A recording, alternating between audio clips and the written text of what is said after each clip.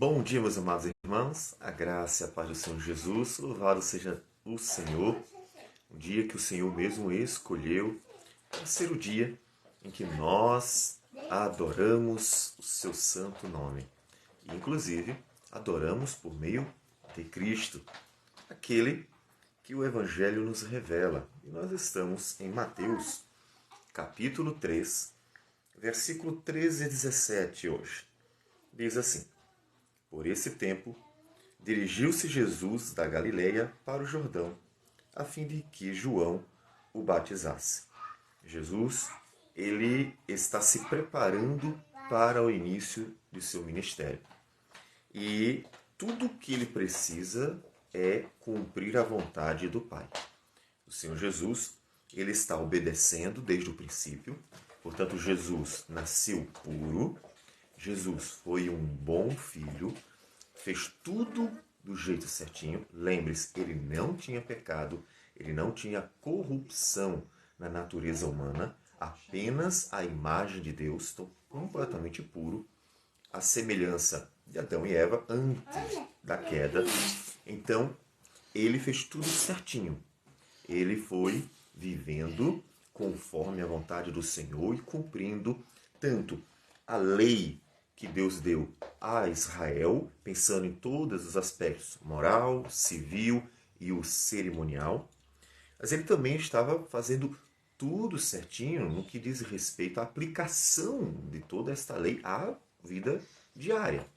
Então, Jesus vinha cumprindo a vontade do Senhor bem certinho e precisa continuar fazendo isso. E nisso, ele vai para o Jordão a fim de que João batize. Mas por quê? O próprio João fica sem entender. Ele, porém, o dissuadia, dizendo: Eu é que preciso ser batizado por ti, e tu vens a mim. Como eu disse, não temos uma noção clara da dimensão da compreensão de João Batista acerca da pessoa de Cristo. As duas naturezas, tudo aquilo que diz respeito ao Senhor Jesus.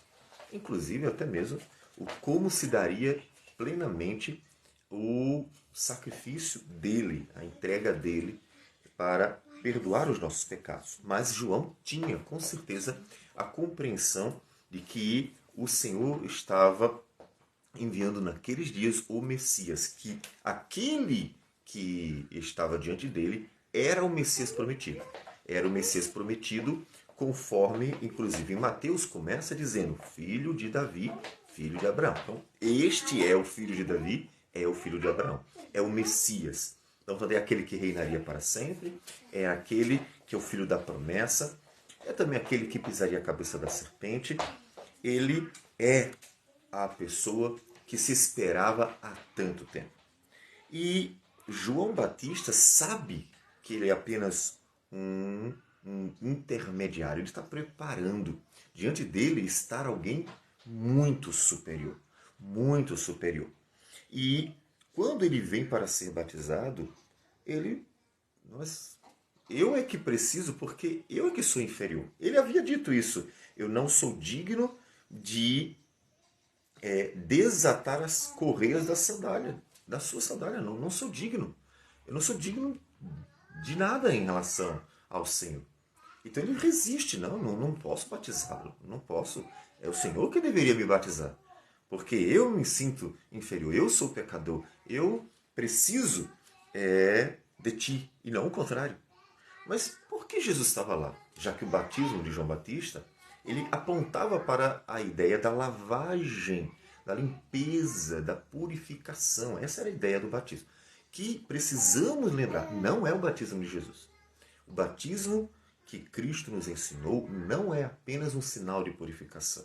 É muito mais. Ele é um sinal de aliança. Tanto que João Batista não batizava em nome do Pai, do Filho e do Espírito Santo. João Batista convidava as pessoas pela pregação ao arrependimento. Arrependei-vos porque está próximo o reino dos céus. Ele convidava ao arrependimento para que elas viessem a confessar os seus pecados e viver uma vida como deveria. Lembrando que só judeus, os gentios não. Só os circuncidados, só o povo da aliança. Em outras palavras, João Batista seria semelhante a um reformador, um Lutero da vida, por exemplo, Calvino da vida. O que ele estava fazendo era reformando. Isso já tinha acontecido muitas vezes, não exatamente do mesmo modo, mas como o rei Josias purificou a nação, João Batista estava fazendo a mesma coisa, ele estava purificando a nação, estava trazendo o povo a uma vida com Deus. Por quê? Porque o pessoal, com o passar do tempo, vai se acomodando a uma vida religiosa qualquer. E isso, inclusive, vai se repetindo nas gerações. Então ele está limpando, purificando. E o símbolo desta purificação é o batismo, é a água. Por causa que a água lava, a água purifica. Então, sendo este o símbolo, João é que diz, eu é que preciso ser purificado. Não o Senhor, não o nosso Messias, não o nosso Salvador. Eu preciso ser purificado. Todavia, mas Jesus lhe respondeu, deixa por enquanto, porque assim nos convém cumprir toda a justiça. Então ele admitiu. Então, por que Jesus foi batizado? Já que ele não tinha pecado nenhum. Na verdade, Jesus está fazendo toda a vontade do Pai. Ele está cumprindo tudo.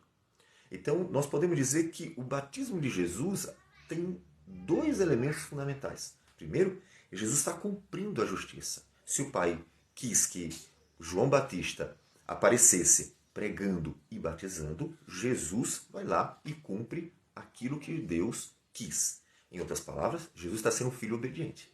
Isso é fundamental. Por quê? Jesus não veio revogar a lei, como ele disse. Eu vim cumprir. Então ele tem que cumprir tudo. Ele não pode ser um filho desobediente. Então ele está obedecendo ao Pai em tudo. Ele está ali não porque tem pecado. Ele está ali porque ele está obedecendo à vontade do Pai. Ele está fazendo a vontade do Pai. E nisso ele está, inclusive, confirmando sua completa associação, sua completa relação humana com os outros humanos. Ou seja, ele é um de nós. Ele nos representa perfeitamente. Ele cumpriu tudo. Ele fez parte de nossa vida integralmente. Então Jesus está se associando plenamente a nós. Ele realmente é humano. Ele realmente fez tudo o que deveria ser feito. Ele cumpriu toda a lei cabalmente para nos, inclusive, representar. Para poder realmente ser aquele que é digno de nos substituir, mas também para que ele mostre que realmente há uma associação, uma ligação completa. Uma outra questão que a gente pode dizer também, que é importante, e que Jesus lá na frente vai levantar, quando pergunta aos fariseus, o batismo de João era de Deus ou dos homens? Ou seja, por que vocês não se batizaram? Porque vocês não reconheciam? Ou vocês simplesmente deveriam, sabiam e desprezaram? Então, Jesus está reconhecendo o batismo de João como sendo realmente proveniente de Deus. Então, quando Jesus se batiza, ele aprova o batismo de João Batista e não o contrário. Então, de um lado, ele está cumprindo a vontade do Pai, que ele tem que fazer tudo direitinho, ele tem que cumprir tudo o que Deus quer.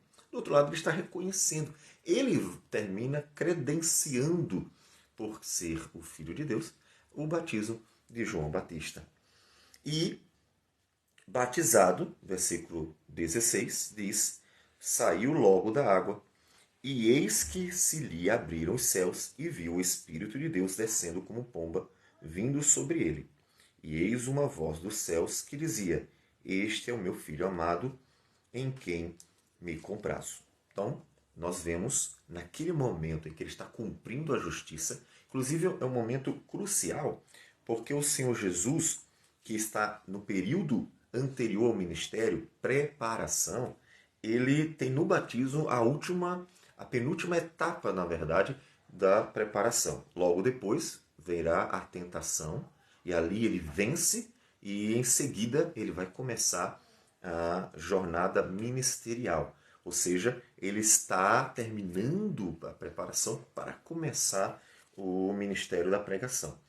E aqui nesse momento, nós vemos o Espírito de Deus, nós vemos o Pai falando, este é meu Filho amado, e, portanto, o Filho. O próprio texto diz, Filho amado. Então nós vemos exatamente as três pessoas da Trindade. Veja que o termo trindade não aparece na Escritura. Fato. Muitos dos termos que hoje nós usamos na teologia foram termos que a igreja ela trouxe para seus estudos bíblicos para sintetizar, para resumir, para categorizar, para identificar doutrinas. Porque a Escritura não é um livro de teologia sistemática, né? A Escritura foi dada, como se diz, organicamente, ela foi dada aos poucos, ela foi dada de acordo com o contexto, ela foi dada dentro de uma vivência da igreja, ela foi dada assim, ela foi dada no dia a dia do povo. E a igreja, para efeitos inclusive didáticos, ela vai organizando, sistematizando as doutrinas. Mas observe que aqui, bem claramente, está o Pai, o Filho e o Espírito Santo. A voz do Pai apenas, nunca se viu. O Espírito Santo quis se manifestar e se manifestou em forma de pomba, para que pudesse, de fato, ver que estava presente o Espírito Santo. Caso contrário, como se viria? Né? Ainda que pudéssemos dar sugestões, não convém. Foi assim que ele quis. E ali está o Filho, que é a imagem do Deus invisível. Então, a obra da redenção é uma obra do Deus Trino, do Deus que é Pai, Filho e Espírito Santo, e a obra é dele. E o Filho, claro, tem um papel específico nesta obra. Mas, aplicando às nossas vidas isso, observe que, como nós falamos sobre a preparação do povo para encontrar-se com Jesus, e João Batista tinha essa missão, e o povo constantemente vinha se perdendo, é algo que precisamos revisar, pensar hoje ainda. Por quê? Porque, como disse, as gerações repetem esse mesmo mal. Vem, bem, até que começam a se acomodar uma religiosidadezinha vazia. E aí se acostuma apenas à ideia de estar no domingo, quando na verdade deveriam estar louvando a Deus de todo o coração, quando deveriam estar adorando a Deus no dia a dia, quando deveriam viver para o Senhor com toda a sua alma. Afinal, o primeiro mandamento não é vai para o culto apenas, ainda que devamos, porque o Senhor foi quem nos convocou. A adoração foi uma ordenança divina, não uma invenção humana. Invenção humana pode-se dizer que é uma estrutura eclesiástica, como nós temos nas denominações, foram invenções humanas. E outras coisas mais que nós podemos encontrar dentro de denominações são invenções humanas. Mas a adoração, de modo algum, é uma criação humana. Inclusive até a liturgia, porque nós encontramos, por exemplo, em Isaías e em Apocalipse, uma liturgia perfeita em que os anjos e os seres celestiais estão cantando, aparecem as orações e a pregação da palavra, eles estão oferecendo um culto ao Senhor e isso tudo nos norteia de como devemos adorar a Deus. E devemos de todo o coração, porque o primeiro grande mandamento é amarás o Senhor teu Deus de todo o teu coração, de toda a tua alma, de toda a tua força. Portanto, reflita, não deixe esfriar a sua vida cristã, não deixe. Ela tem que ser viva, o seu culto tem que ser vivo, a sua vida tem que ser realmente um culto ao Senhor. E aí essa vida que é um culto e um culto que é vivo vão glorificar a Deus de verdade, porque Deus conhece o coração, Ele não se engana com a aparência de ninguém. Você pode estar no culto mais solene desse mundo, mais centrado, com a liturgia mais bonita, e ainda assim as pessoas estarem fazendo apenas mecanicamente, estarem apenas ali presentes, mas não terem o coração realmente no Senhor. Portanto, adore ao Senhor de fato. Deus sempre, graciosamente, vai levantar pessoas para despertar o povo. Mostra a bondade de Deus. Sempre que Deus levanta pastores para pregar com ousadia, como aconteceu, como disse, nos dias da Reforma, mas não só nesses dias, outras gerações também testemunharam a providência de Deus para que a igreja não ficasse na frieza. E Deus levanta homens que levam a palavra para despertá-la a uma vida com Deus de verdade. Veja que isso é a bondade de Deus para com a sua igreja, para que ela esteja sempre revigorante, esteja sempre firme, esteja sempre pronta para glorificar a Deus de fato. E o propósito da igreja deve ser o mesmo que o Senhor Jesus mostrou. O propósito da igreja é glorificar a Deus obedecendo ao Pai. Não precisamos inventar nada, ainda que a criatividade seja uma característica divina em nós, sermos criativos, o nosso propósito realmente é obedecer ao Pai. Até porque somos pecadores e a própria criatividade também está contaminada com o pecado. Por isso, por vezes, pessoas querem ser criativos em coisas que não deveriam, como no culto, por exemplo, inventando danças e coisas semelhantes, quando a Escritura não mostra em lugar nenhum seres celestiais procedendo no culto ao Senhor dessa forma. Portanto, devemos apenas obedecer. Isso não é que não devamos viver. A vida é um dom de Deus. Mas devemos nos preocupar em obedecer. Jesus foi aprovado 100% e pôde, portanto, nos substituir porque ele obedeceu. Ele obedeceu em tudo. Então peça a Deus sempre assim: Senhor, me dê a graça de poder obedecer. Como Paulo disse, não vivo mais eu, mas Cristo vive em mim. Então esse viver que tenho na carne, eu vou vivendo para o Senhor. Então peça a Deus: Senhor, eu quero obedecer, para que inclusive o meu culto seja um culto agradável ao Senhor e a minha vida seja uma vida que realmente te engrandeça, te glorifique, uma vida que realmente venha a ser agradável ao Senhor. O meu culto, a minha vida, e isso glorificará a Deus perante todo o mundo. Vamos orar. Senhor Deus amado, obrigado por tudo. Obrigado porque o Senhor é tão bom que sempre nos conduz e reconduz a uma vida contigo. Obrigado por Jesus, que cumpriu cabalmente a justiça para ser nosso Salvador. Obrigado, Senhor Deus, por tudo. Que o Senhor seja glorificado no nosso culto, seja glorificado na nossa vida. É o que nós oramos em nome de Jesus. Amém, Senhor. Deus abençoe a todos e tenham um bom dia.